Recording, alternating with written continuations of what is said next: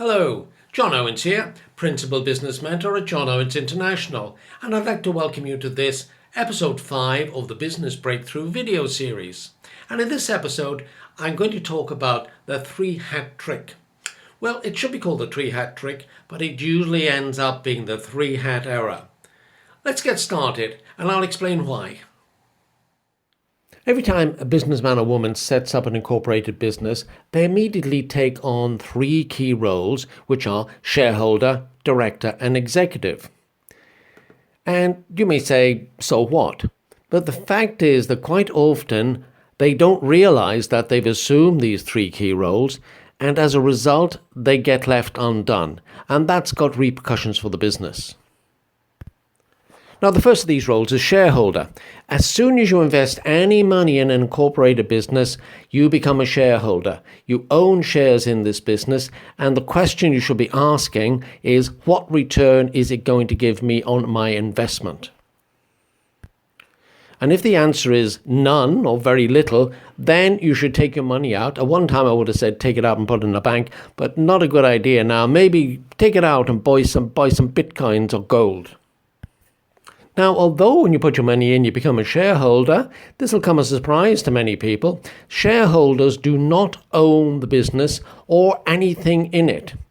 What they do own are shares in the company, and this gives them the right to vote at annual shareholders meeting and to elect members to the board. Now, the next role they take on is director.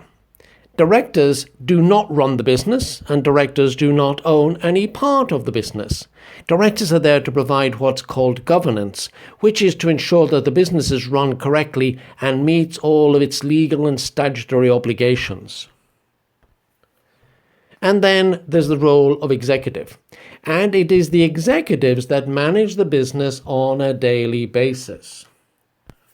Now, there is confusion in many quarters about the difference between directors and executives. I like to look at it like this. The directors are like the referees on a playing field. They know all the rules, and their job is to make sure that the players abide by the rules. But they never take part in the game. They're not allowed to. And then the executives, they are the players on the field. They run the business.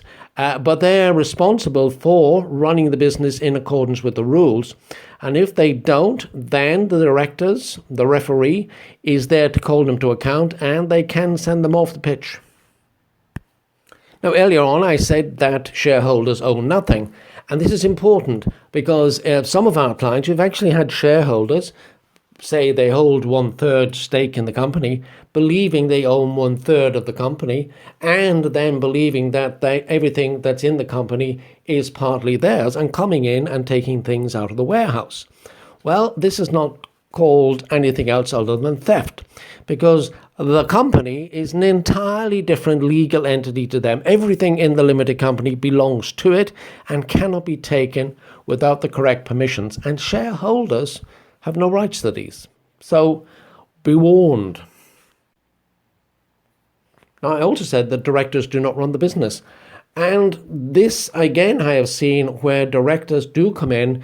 And one of our clients, she was a director of the company, but she came in and it was a hotel, and she started telling the staff what to do. Now, as a director, she thought she was a shareholder if she owned the business. A director, she thought she had great power. And she had no right to be telling the staff what to do because all she was there for was governance. And she was overriding the manager, not good for the business, and caused chaos. Now, the role that most people who start up businesses play in the business are as business experts. Now, it could be that you've set up a fitness company, you've incorporated, and you are the main person there who's doing all the fitness training. That's fine, but that's your business, that's your operational role within the business. But because you've incorporated, you've got a responsibility to be the executive, to be the CEO, to make sure that your business is on target and growing, and to look after the finances. You've got a responsibility as a director to make sure that your business is operating legally. And you have a responsibility to yourself as a shareholder to make sure that the business is giving you a fair return on investment. And if it's not, then you ought to look at it, because you ought not be doing it if you're not getting a fair return. In all of these roles, they must be carried out actively. So you can't just be an executive by name. You really have to hold management meetings, and these ought to be held once a week with your team. And your team could be yourself and even some assistants, online assistants, or one or two other people. But you need to bring your team together at least once a week to let them know what's happening, where you're going, what your strategy is, and how you're going to get there. As a director, you ought to hold board meetings once a month, and this is to make sure that you're on track. And this, here you sit and you ask yourselves questions, because you could in fact be playing two roles. You could be attending as the CEO, but you need to be a board member to actually hold the CEO to account. Now, if you're not used to board meetings, it's very useful to have an external advisor on your board. And this is a role we play for many small to medium businesses, because they need help in knowing what the board can do and how the board can help them grow. And a good board is really a great help in getting you accelerated to where you want to be and carrying your vision and your message to the world. Now, shareholder meetings are held once a year, and all the shareholders are invited to attend, and they are chaired by the chairman of the board.